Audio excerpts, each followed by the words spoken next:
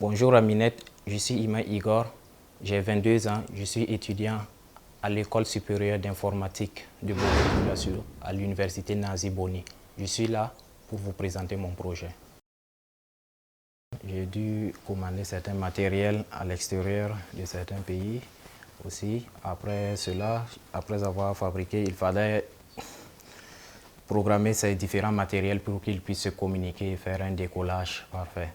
Et cette programmation nécessitait des logiciels. Certains logiciels étaient libres pour utiliser pour faire la programmation, mais la programmation, celle-là, maintenant, tu l'implantes toi seul.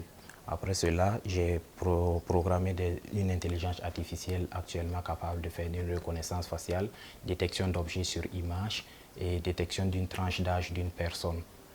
Aussi, on peut dire que le drone a une autonomie de 15 minutes maximum et une portée de 2 km. Aussi, une hauteur de 40 mètres. Pour piloter ce drone, j'utilise une radiocommande qui travaille à base d'une fréquence.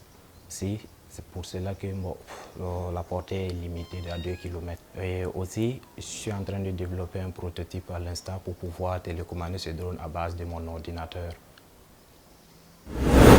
Igor Iman, 22 ans, jeune étudiant. Vous avez un projet ambitieux, on va dire, vous nous en parlez? Oui, ok, pas de souci. Pour commencer, depuis l'enfance, j'étais passionné des drones, aussi de l'intelligence artificielle. Au fil des années, j'ai voulu construire mon propre drone. Et vu aussi la situation sécuritaire, je me suis dit, pourquoi ne pas investir cette passion dans la sécurité pour aider notre pays? Ce qui m'a amené à fabriquer mon propre drone. Certes, tout le monde peut y fabriquer son drone, mais quelle est la spécialité de mon drone? C'est ça la question. Et pour y venir, ce drone, je l'ai programmé avec une intelligence artificielle qui est capable de faire une reconnaissance faciale, faire des détections d'objets et déterminer aussi une tranche d'âge d'une personne. Est-ce que vous avez les étapes, vous pouvez nous expliquer comment ça a commencé? Vous avez rencontré des difficultés? Oui, pour en parler, la première étape, c'était d'abord on réunit les fonds. Sincèrement dit, à cette étape-là, c'était vraiment difficile, puisque je n'avais pas de soutien en tant que tel pour commencer, puisque c'était la situation financière. Donc, c'est arrivé à l'université maintenant. Je peux dire grâce aux fauneurs, j'ai commencé à économiser petit à petit et jusqu'à le mois surpassé, j'ai commencé maintenant à implanter ce prototype tout seul. Et après cela aussi, je peux passer au niveau de la conception. Pendant l'économie financière, je m'auto-formais à l'intelligence artificielle aussi, comment fonctionnait un drone, tout ceci aussi.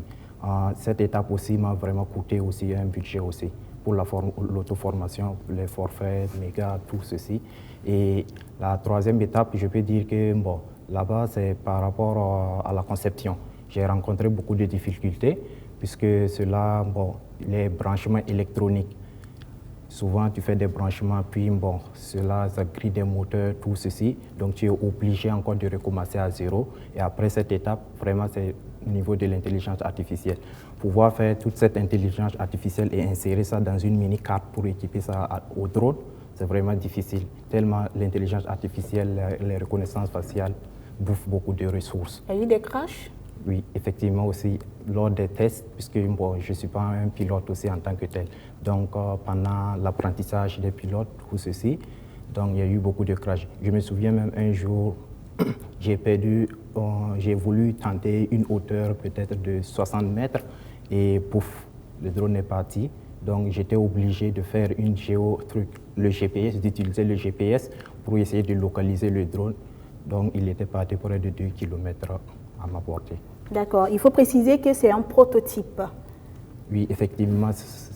Oui, justement, il faut dire qu'aujourd'hui, au fait, c'est à la phase de prototypage et on est toujours en train de travailler sur le prototype justement pour arriver au fait à le valider. Et après le prototypage, maintenant, la version finale et la version professionnelle maintenant devra sortir.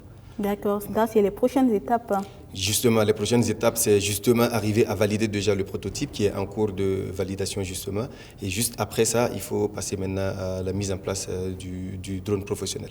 qui pourra être vraiment utilisé et répondre au fait aux différentes fins auxquelles Igor a mentionné.